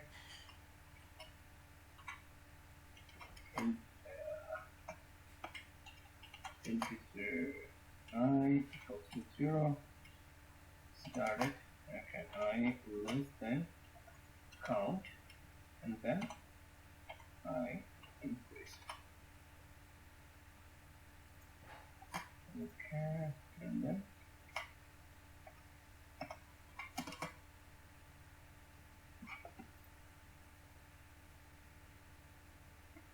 okay, now this for loop will help us to traverse all the radio buttons one by one, started from the first radio button, which is 0, and it will continue until less than count total numbers, less than total number of size. So, and after, so when we visit the first index, first radio button, what we want to do, we want to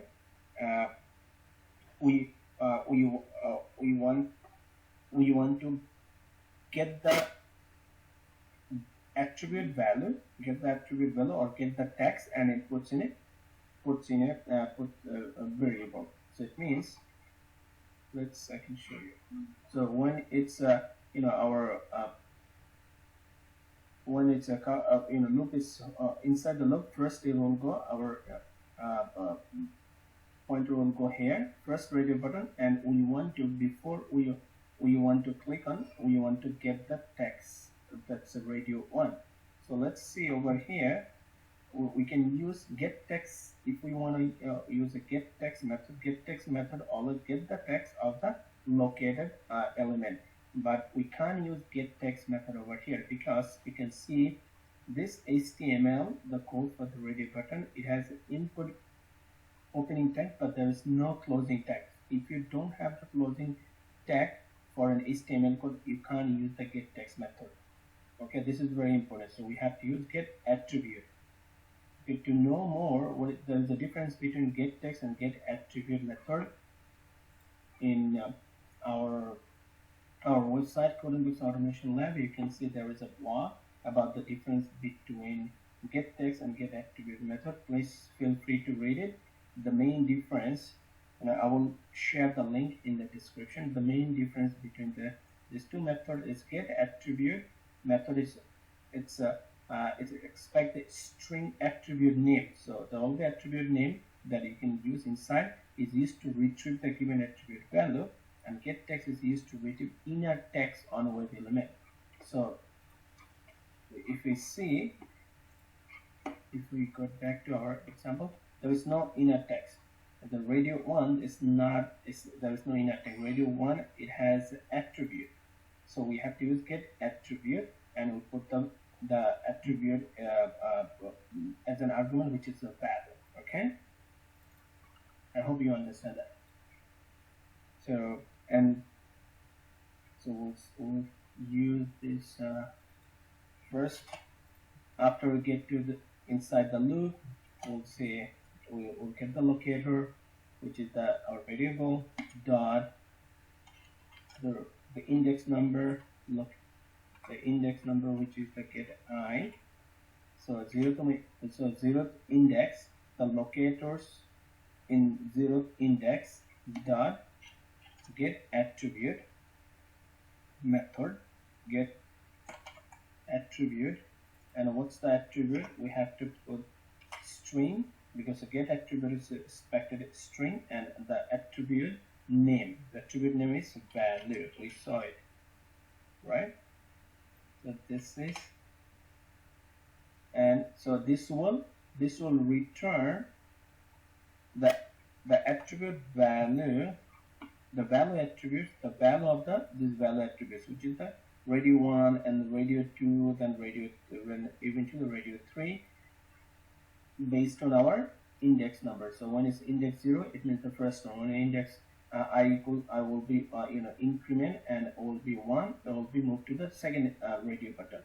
And then let's put this one in a text variable, and return type should be string, right? Because it will return a attributes value, which are values attributes, which is the radio 1, radio 2, radio 3, and radio 4. So put the return in a text variable, and then compare this, and let's print one by one. I would say let's print all the guys. Did you understand this line? So here we didn't use get text. The reason why the first I said, we locate. Where is the locator? Locator is radio button. We put the locator in this variable. So it means it's the RD button. It shows all the the group of all the radio buttons. So that's a locator. So get in terms of and dot get I, it means the index number. So when index number is 0, following this locator, it means the first one. I use the get attribute methods. So get attribute methods, it means you are passing one of the attribute. So you're passing a value attribute. Its value, the values attributes value is radio 1. So it means you are getting a text result. This will give you a return a radio 1 text return. Because the first in terms of the return will be depends on the value of I.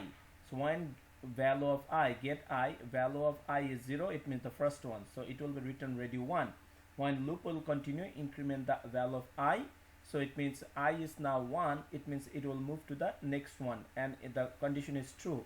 I less than count would be 3, so 1 less than 3, it's true. It will come again over here, it will follow this code. So now is I is get I equals to 1, it means it's the second radio button, and it will use the same get attribute value, and the answer would be radio 1, radio 2. So every time it will read this line, so it will return the radio 1, radio 2, radio 2. So every time it's written whatever the radio, the button, I mean the value, we're putting that value. Since it's returning a text, that's why I'm putting that answer in a variable. I give a variable name is text, so that it makes sense. And since it is a text, so the return type definitely is string. That's why it's a string. So when I equals to 0, it means the first one, it will return radio 1. So radio 1, output radio 1, I'm putting in a text variable, and its return type is string. Okay, and then I will put a if condition. So because my expectation, my target is to select radio 3.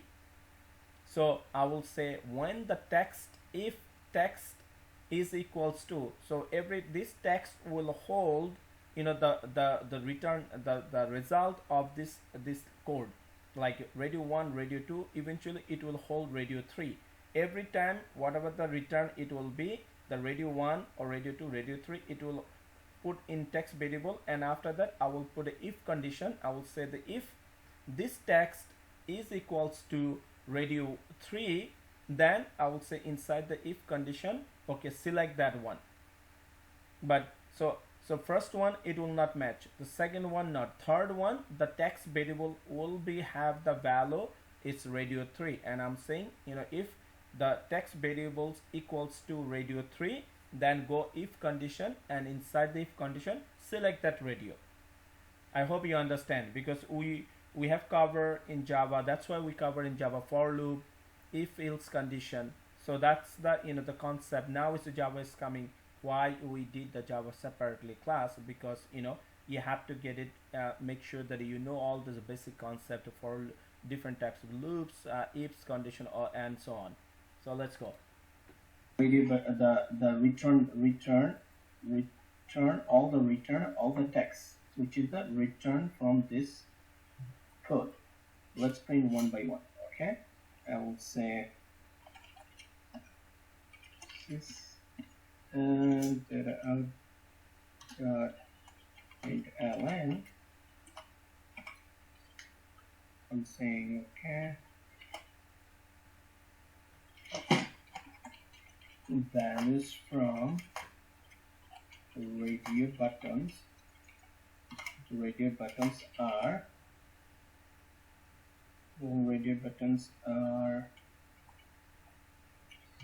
okay. This I'll put in class and put the variable, this text variable. Okay, and so it will, when its index is 0, and it will get the value of attribute value and put in a text variable, and it will print it. So the next one is go back to the loop, increment the value of I, which will be 1. It will move to the next variable. It will move to the next, its index would be 1. So it will move to the next radio button, get the value attribute, and put in text and print it again. So it will keep going on all the 3 radio buttons, and it will see that the return of the value attribute, okay, which is radio 1, radio 2, radio 3.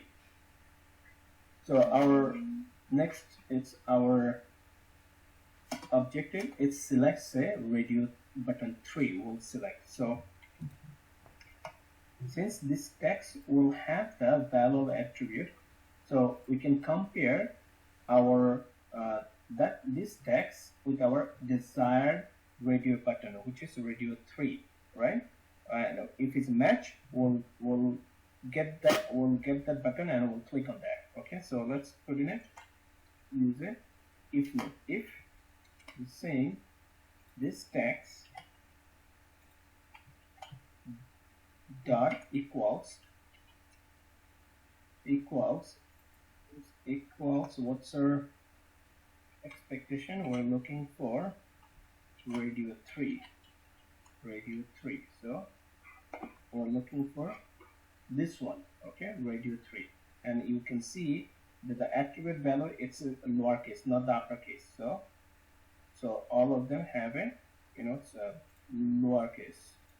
You can see radio 3. So while using this attribute value, so it's a value is radio 3, it's a lowercase. Okay, so we're comparing it radio 3, this one, we're saying if it's match, get that attribute and click up there. So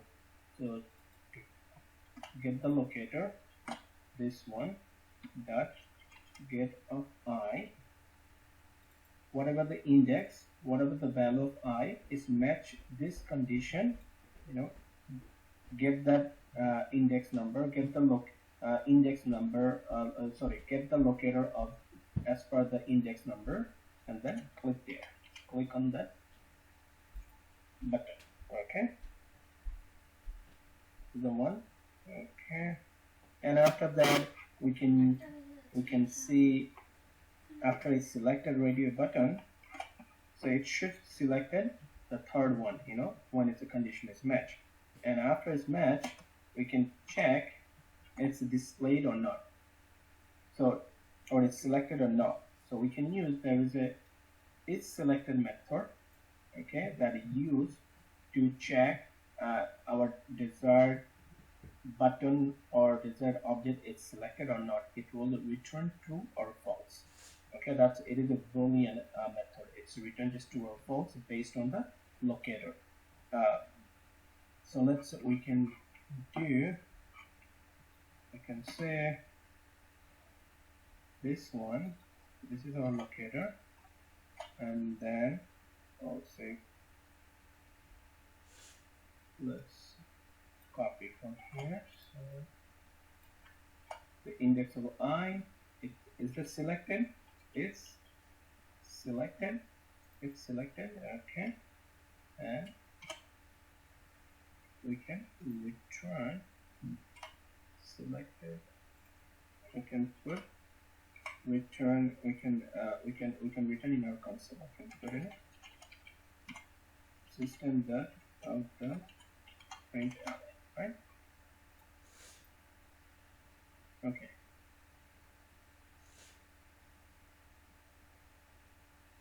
So this is the one.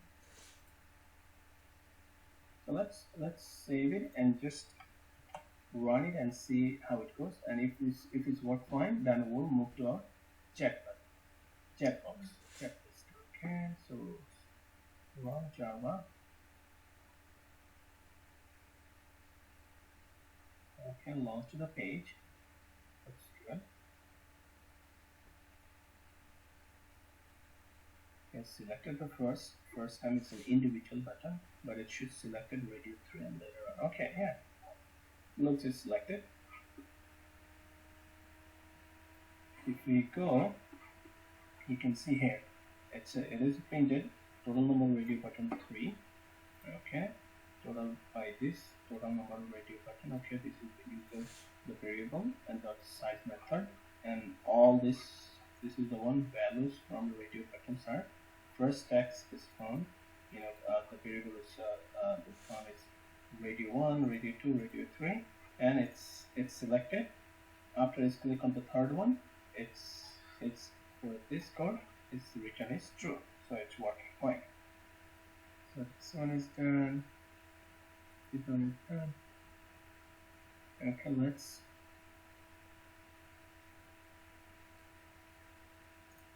our next text is checkbox. Checkbox test. Checkbox test. We'll do the checkbox test. It's very simple. Checkbox. You just locate the box and click on there. So example here, this is our checkbox. Okay. So we can select one checkbox. We can select multiple checkbox. So it's fine. So let's and all you need to locate the checkbox and then click up there. Say this one, you can see there's an input tag name ID, there's a value attribute, name attribute, tag, and tag is checkbox again. We can select individual one, or we can do more turn on, or we can use the group as one of the, we can use the title checkbox and use the group as we did in the radio button. But this time we'll just select, individually we'll create two locator for two checkbox, and we'll click both of them. And okay, let's ID checkbox, okay, value option 1, let's see what happened if we select the second one. So it has a checkbox, so ID is different, you can see both of them, the value attribute, it's a different, yes, the name is, yes, so type is only the same. Okay, let's use the checkbox, the ID, we can use the ID, okay.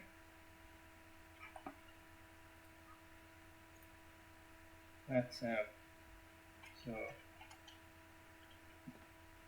driver dot find element, let's use ID this time. Again, same way, we can put in a variable. Let's put in a variable checkbox 1, and the return type would be web element. This time we're going to return type web element. I think you understand, because it's an individual checkbox or individual object. Okay, so we'll use this one. What do you want to do? So we'll locate this one, and then we'll click. Okay, just click. Very simple. It's a similar way. If you want, we can select the next one, same way. Okay. So now we'll use to verify that it's the checkbox we selected, like checkbox first one, check 1 and 2, like so the 2. The immediate one, the checkbox 2 was enabled. Okay, to do that, we have a method. It's called isEnabled method. It's to return true or false if the element is enabled. It will return true. If the element is not enabled, it will return false. So we can what we're gonna do, we're saying. We'll use enable method. Okay, to do this is, let's, for this, the second checkbox. Second checkbox dot isEnabled method. Okay, and let's put this one in a print statement. Okay, we'll see.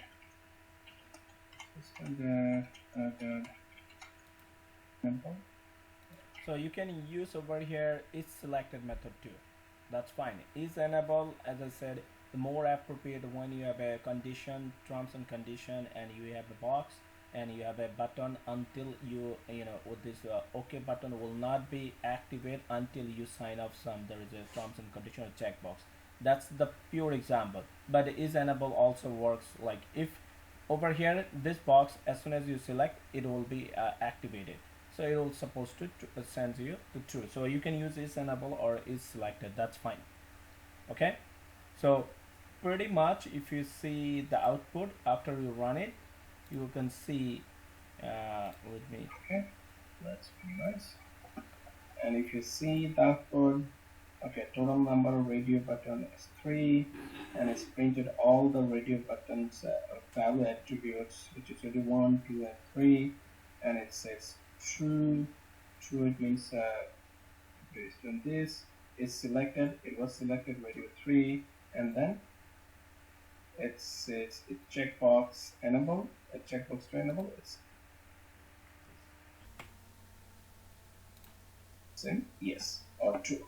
Yes. Okay. So pretty much that's it for the radio button. And so you guys gotta understand that, right? So how you can now automate your group of radio button. If you don't have any other individual unique attribute to select your radio button, that time you can use your group attribute, and then you can use a loop, get the size, like total number of radio button, then run a loop based and based on your size, and after that use a get attribute method, so and pass any one of the attribute to get the text for every radio button, and puts in a variable, and compare that variable, that text variable, with your expected result, like expected radio button you want to select in a if statement, and inside that, when it's match, it will match, and then you select, you click on that radio button as per the your get the value of your index number. So that's a way you can select unique or individual radio button from a group of radio buttons, right? And for the checkbox, you can either follow the same things, but usually in checkbox you will get more than one unique attribute usually, so you can use any of those unique attributes. If it's unique attributes, that's fine, just use that locator, use that unique attribute, and then use the click method, so it will be click. Okay, does that make sense, guys?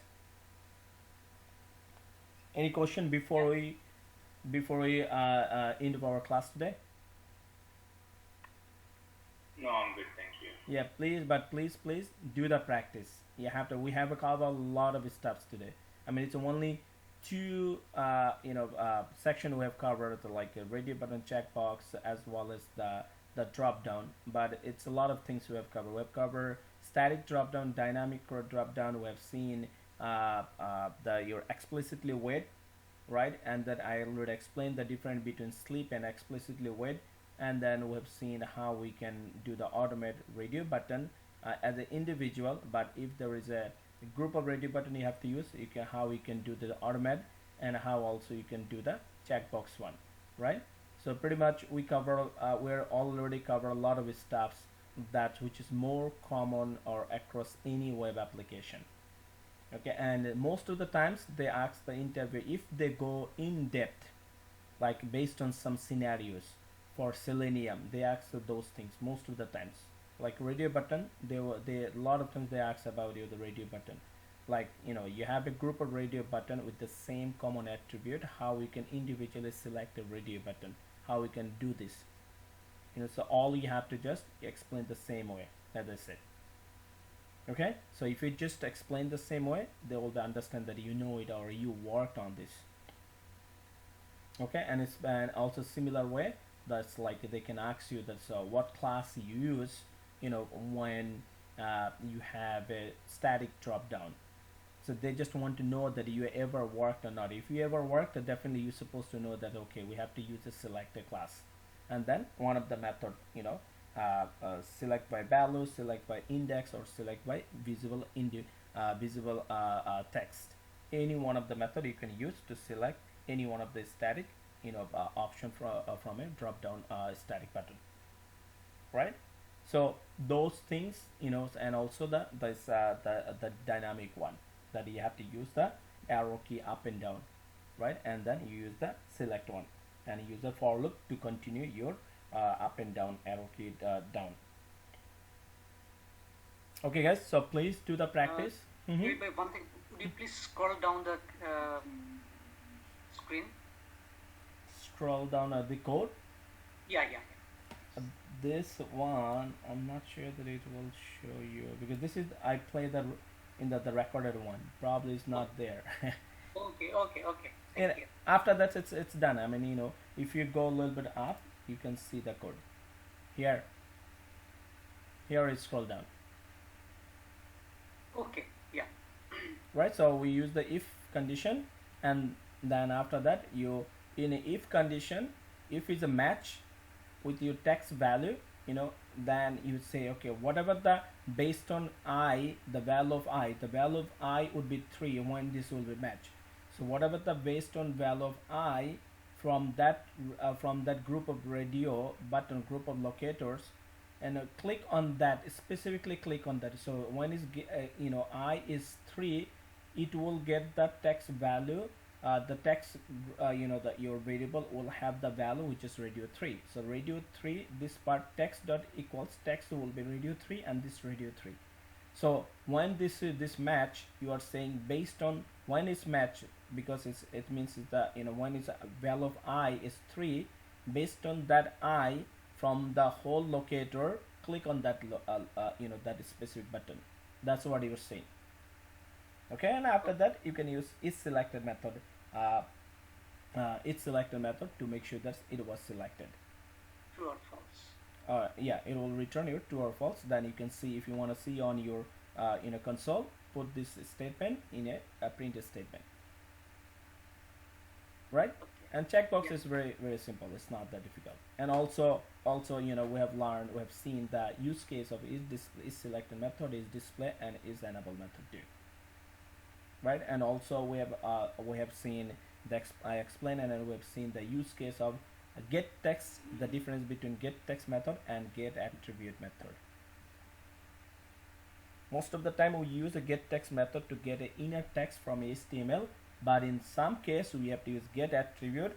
The reason why, if your HTML code doesn't have a closing attribute, doesn't have a closing tag name, and you don't have the direct inner text also, especially if you don't have the closing tag for this HTML, you can't use the get text method. It will not. You can try. When you do the practice, put over here get text, the get text. Let's see, and put the text in a variable. Let's see what is returned. It will not able to find any text. You're even based on your I value of I. So when is value of I, it's supposed to return the radio 1, and radio 1 supposed to hold the text variable, but it will not return because in this example in our code, there is no closing tag for each and every all of the radio buttons. So that's why we use the get attribute method instead of get text method. Okay, clear? Any question? Yeah. Yes, I was checking the CheapoAir website. There's a calendar on the website, right? I'm just wondering how to handle that. Yeah, we'll learn the calendar, how to handle the calendar in the next class. Okay, it's a big topic, so we'll do it next time. Today our brain will be melted if we start the the calendar one. So we'll cover the calendar one. No worries. Thank you. Okay, so thanks a lot. You have a good weekend. Bye.